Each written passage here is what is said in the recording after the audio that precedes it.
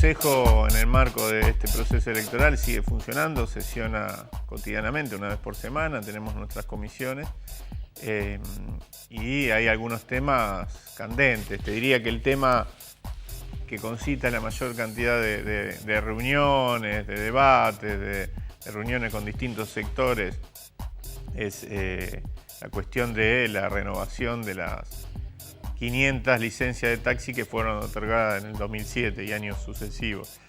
El Ejecutivo, frente a la inminencia, ¿no es cierto?, del vencimiento de esa licencia, mandó hace algunos meses un proyecto que, al menos para nosotros, para una parte importante de la oposición, bueno, tiene sus... de aplicarse tal como lo mandó el Ejecutivo, generaría un conflicto laboral y social de proporciones, ¿no?, que involucraría a 1.000, 1.200 personas entre titulares y choferes de taxi,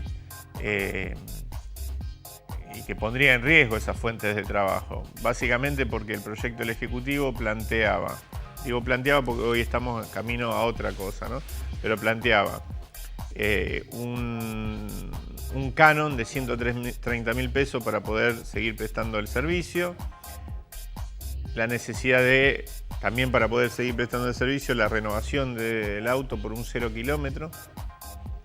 Estamos hablando ahí de más de 400.000 pesos para arrancar, por más que en ambos casos tenga que ser en cuotas. Cuando hablamos de cuotas hablamos de gastos fijos que se suman a los gastos fijos que tiene una pyme de estas características, que es el desgaste propio de las unidades, ¿no es cierto?, eventuales accidentes o roturas propio del uso, los costos laborales, bueno, sueldos, etcétera, generan un gasto fijo sobre el que siempre discutimos cada vez que se discute la tarifa de taxi, ¿no? Y siempre buscamos la manera de reducir esos gastos fijos. ¿Por qué? Porque es un servicio público prestado por particulares que no está apoyado con ningún tipo de subsidio estatal, ¿no es cierto?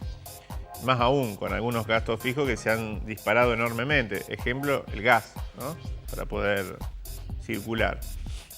En ese marco, los costos que implicaba la posibilidad de seguir prestando el servicio eran casi eliminatorios, al menos para la persona física, porque hay personas físicas que prestan el servicio y personas jurídicas. De estas 500, que no son 500, son 465 licencias, hay una sola persona jurídica, una empresa que tiene 30 licencias, y después son todos particulares, personas físicas.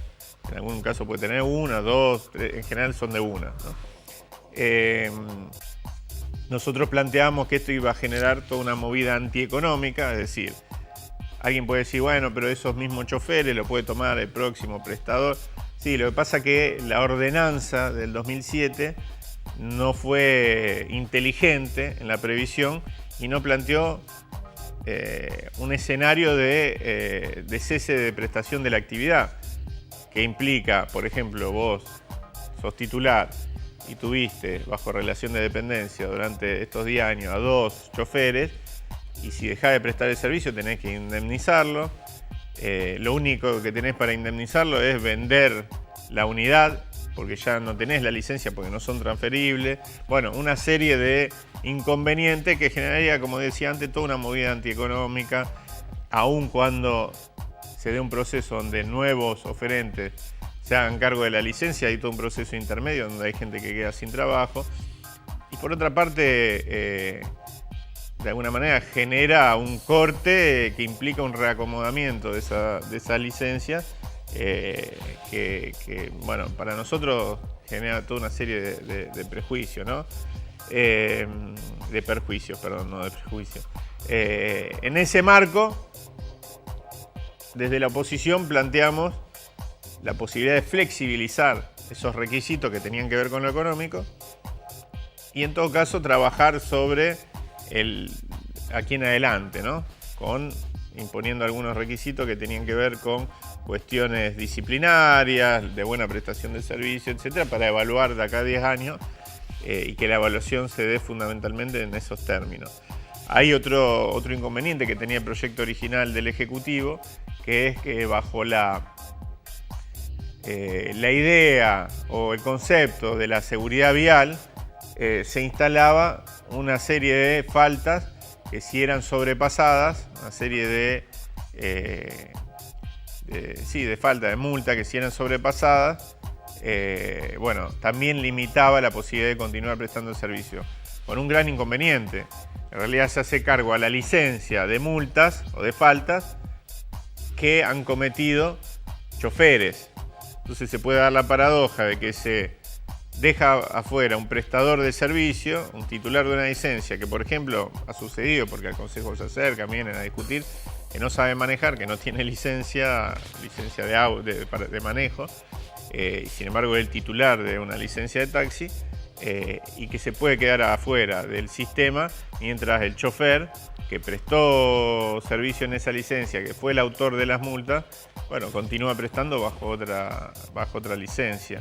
Entonces para nosotros, bien, se puede plantear algún mecanismo de esas características, pero no tiene nada que ver con la seguridad vial. La seguridad vial es otra cosa. Habría que hacer para eso una especie de ranking de faltas entre los choferes y eventualmente poner a los titulares que manejen también en ese ranking y evaluar quién sobrepasó X cantidad de faltas graves, estamos hablando, bueno, quedaría fuera de la posibilidad de prestar ese servicio.